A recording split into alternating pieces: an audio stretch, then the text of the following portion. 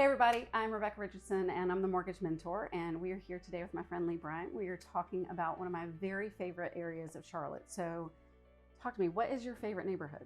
I love Stonehaven. Why do you love it so much? What do people love about it so much? So it's this little pocket between Fairview and Providence Road. And that was where I happened to buy my first house. Thought we were going to stay there, 3 to 4 years. 17 years later, we finally did. We did move out of Stonehaven, but still love the area. There are, the scope of houses is phenomenal. You've got from 300,000 to 900,000. Yeah, so that's a good range. Yeah, first-time home buyers, downsizers, investments. I mean, the neighborhood is so diverse because of the price of the home, the age. Because the average price in Charlotte, the last report I saw was it like $425? It's around right? 4, yeah, it's between 4 and 450. Yeah, it depends on the month and kind of what homes have sold and all those kind of things. Exactly. But being able to get something that's below even the median price is huge. It is. Because Charlotte's run up so much. Yeah, and there's some smaller houses there, so you've got like a 1,400 square foot ranch. Yeah. You've got all the way up to a 4,000 square foot, completely renovated, $900,000 house, I think was the most recent highest price in there. And when were a lot of the homes built? Mostly in the 50s to 70s. Okay. And there have been several that have been renovated. So you've got some streets that are more renovated than others. Right. But it's such an approachable neighborhood Yeah. for really any age and any size pocketbook. And affordability in Charlotte is, not that it's a not big that easy to grasp right now. Right. Now, people who are maybe new to Charlotte, talk about kind of where it's placed relative to other things. I know you said, between Providence Road, but like, what does that mean from the standpoint of like how long to go uptown or maybe to go to like that's the another thing I liked about it was the location. It's right there near Cotswold, near South Park, so you're 5 minutes from those areas. You're probably a good 20 to 30 minutes to the airport. Yeah. You're 15 minutes to downtown. You've got cute little Matthews, which is a 10-minute drive. Yeah. Waxhaw, which is like a 20-minute drive. So you're really kind of in the heart of Charlotte, and you can go anywhere you want. I like that. I love that. What are some of the features of the neighborhood that are kind of a hidden gem, like that somebody, if they're just looking online, might not know about from a property description or something like that? So I think if you're new to Charlotte or new to the area, or even you've lived in Charlotte, but you're looking for a home, I don't think a lot of people know that there are 2 swim clubs really tucked in and nestled into the neighborhood on different sides. They've got warring swim teams. They do, yeah. It's a big neighborhood. So you've got Rama Swim and Racket, and you've got Stardust Swim and Racket. Right. Both are membership only, and they each provide festivals, clubhouses. There's a 5K that the neighborhood alone puts on, and it goes back and forth every year between these 2 clubs. That's so funny. I know. There's bunco groups. There's First Friday happy hours. There's so many ways. There's pickleball. There's tennis. Pickleball is very hot. It is very hot. There's swim team. There's baby pool. There's all the things inside this neighborhood that people can walk and bike and get to experience the community and each other. And they're both phenomenal places to be. Now I'm putting you on the spot, but about how many homes are in the neighborhood? Oh, like 1,500. Oh, wow. So it's a huge neighborhood. Yeah. And depending on where you live in the neighborhood, there's like pockets, right? So it doesn't feel huge. It's like Charlotte. It's like neighborhood small. Well, it's kind of one of those neighborhoods that naturally grew over time versus and it still has cul-de-sacs. And clear cutting the entire, all the trees and like here all the, pop-up homes kind of thing. Exactly. So it gives a different, kind of character to it. Right. Yeah. Right. Well, and Charlotte always gets known for all of our trees, because I remember I had this client one time that had moved from Kansas, and they said, we just can't get over how many trees you have. And that's when it's like so quintessential Charlotte of just driving down these roads, and you just have this tree canopy, and it feels very, even if it is a large neighborhood, it feels very intimate. It feels like you can know your neighbors. That's right. It does. And folks have done a fantastic job there of maintaining their properties. The yard sizes are still pretty big. You've got maybe a 1/3 acre to a 1/2 acre. So you've got a little bit of room to breathe. But yeah, an established neighborhood, and the community there is just awesome. How and why did you become a realtor? Because like most people, mortgage broker, nobody really necessarily dreams of growing up and being a mortgage broker or realtor. It's typically something that just kind of happens, and you're like, this was meant to happen. I love this so much. But what is your story? Totally by accident. Real estate was not on the menu in college when I was trying to figure out my major. Didn't know how to even start considering to be a real estate agent. So right out of college, I'm working for a marketing firm because I thought I wanted to get into marketing, advertising, public relations, Sure, with a little side of business. All the typical sort of business, right, single, exactly. easy to define titles. Exactly.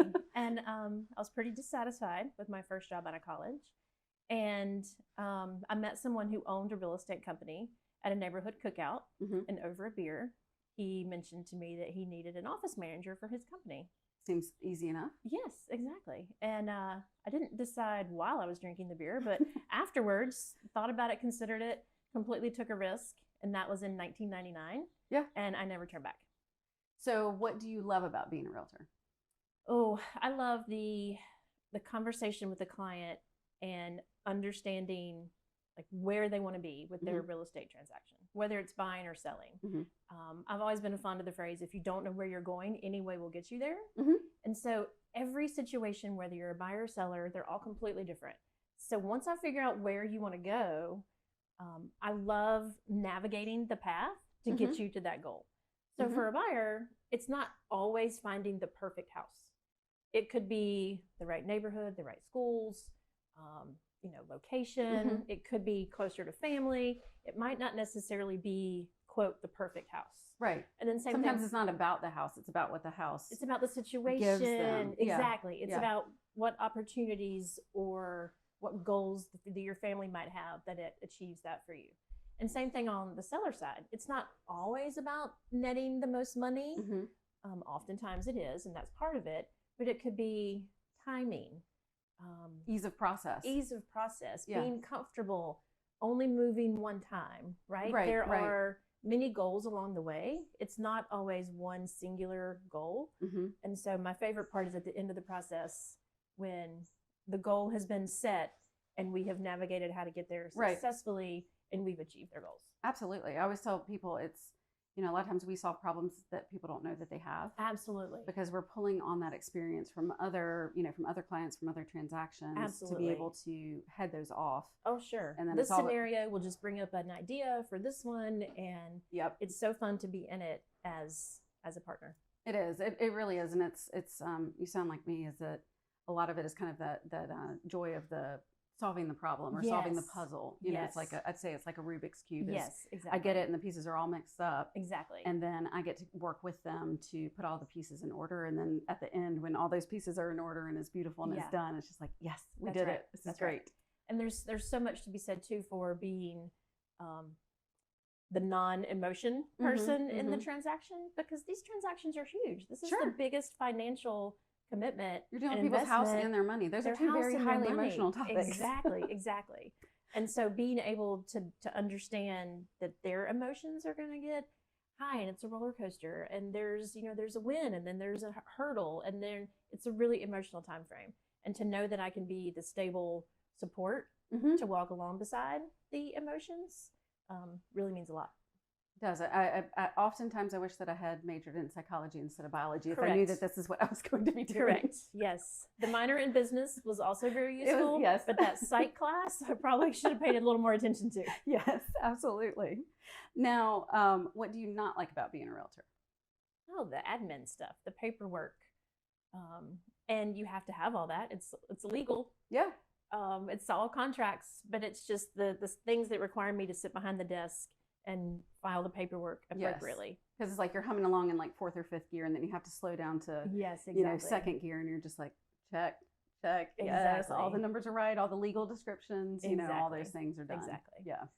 But other than that, the process is great. Now, talk to me about what is one of the craziest real estate stories that you've ever had?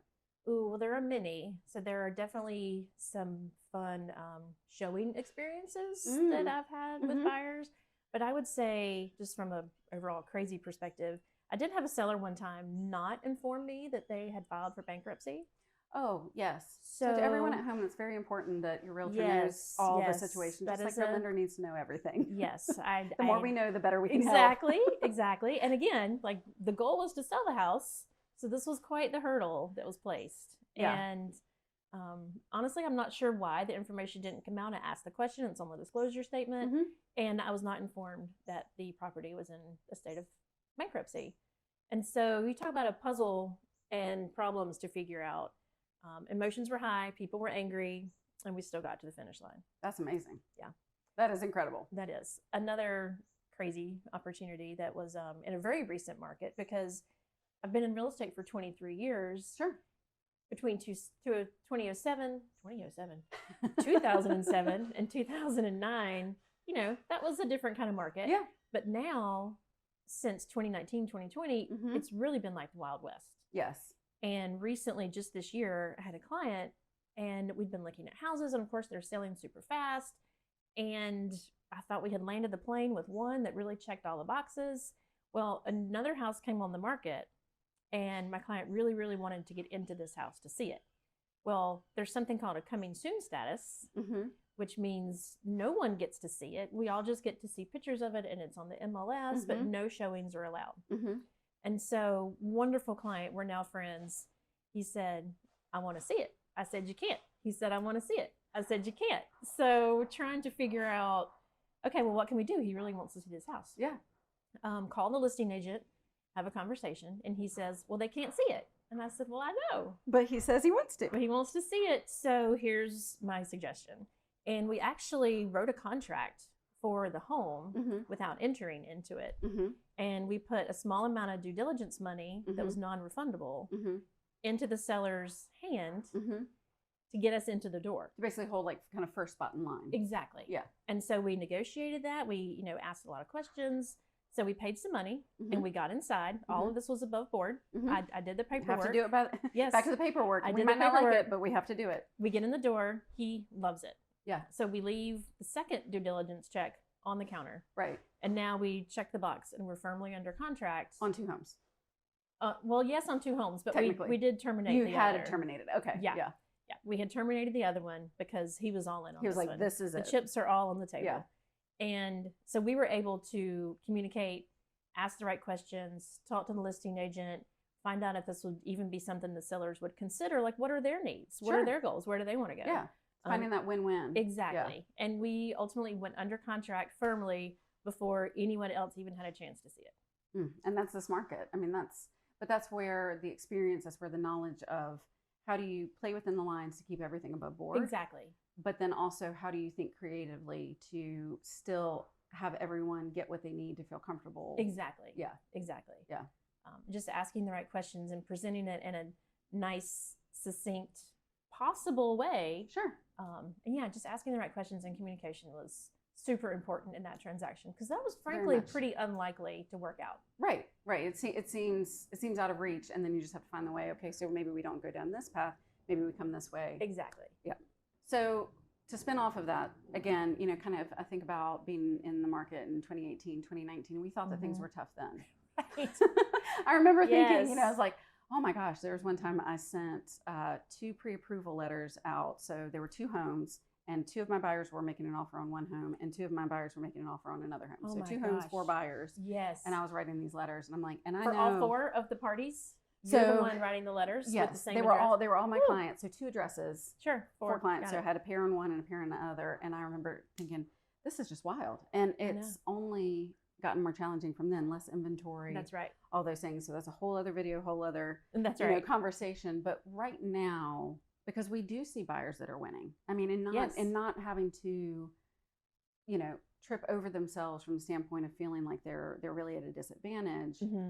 But it's tough, and it takes a higher level of strategy and knowledge and things like that. So what kind of advice are you giving buyers right now? It's not much different from the advice that we always give over like this 20-year period that I've been doing this. And it's make sure that you know your financing up front. So talk to your Rebecca. Make sure that you've got your letter ready to go. The real estate agent has talked to the lender. You guys have game planned. You understand the timing, the money, and what's possible. Right. And just over preparation on that standpoint. And again, it's going to be emotional, and you kind of have to set yourself up for, as a buyer, hey, it might take me 2 to 5, 6, you know, offers made before you quote win. Right.